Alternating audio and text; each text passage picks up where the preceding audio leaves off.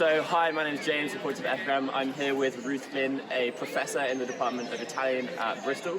So, Ruth, another year, more strikes for students. What is the view from the professor's perspective?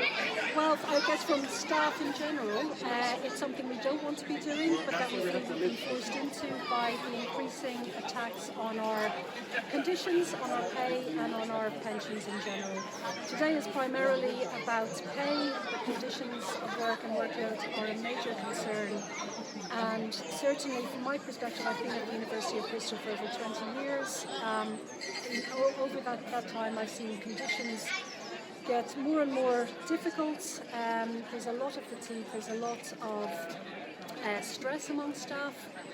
We feel that students are paying more every year for their education, and more is expected of staff, and the pay has diminished. I'm not sure, when I started out I thought it was a great career. I'm not sure that I would recommend it to younger people today, and I'm striking to ensure that we can improve conditions so that the best people come to work in this profession and continue to develop and to encourage and motivate students, so that students get the best experience, and that the UK as an academic environment continues to be competitive in the global sphere. That's really important. And just how difficult is it as a decision to go on strike, with students and their learning? It must be quite a difficult decision to take. It is very difficult. None of us want to be out striking. None of us want to deprive students of the ability to learn and learn well in class. We're really conscious that, I know your year, 4 years, you're in the final year of your degree. You had a lot of strikes in your first year. You had strikes and then COVID in your second year, COVID in your third year. You do not want to be here again, year after year, in dispute with management over this. The university sector in the UK is a wealthy sector.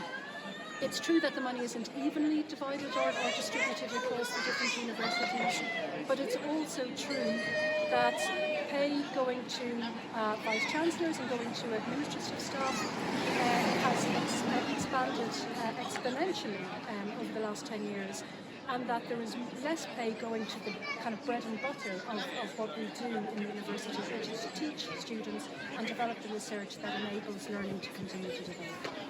And you mentioned the role of the Vice-Chancellor. We saw earlier today Evelyn Welsh on the picket line here outside of Willow Road. It's a positive step.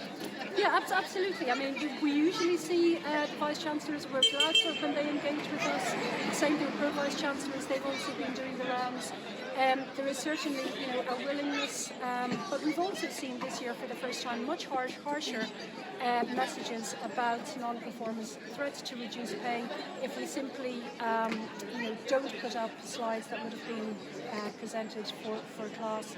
We've never had that kind of escalation in the discourse before. So, the Vice-Chancellor and the central management team are taking a harsher line than in the past, and we don't think it's deserved. And then finally, to round off, how hopeful would you be for a positive resolution? Obviously, the UCU announced 18 days of strike action. Here in Bristol, how do you feel that could play out? I don't know. I can only be hopeful to a certain extent. I think it's going to be a long, hard 18 days. We are pleased that the first round of strikes, the first call meant that the employers came to the table for the first time. They have raised their offer very slightly with this round of the threat of strike. I don't know how much further they will be willing to go. But we are, we know that it's a very difficult situation, but we can't be the one who bears the brunt of it all the time. If this is going to continue to be an attractive career, then there must be money to follow. And that means also, government needs to take a role in this, but the universities also need to push, vice-chancellors, employers need to push harder for the case of universities as a whole. Thank you for your time. Thank you very much.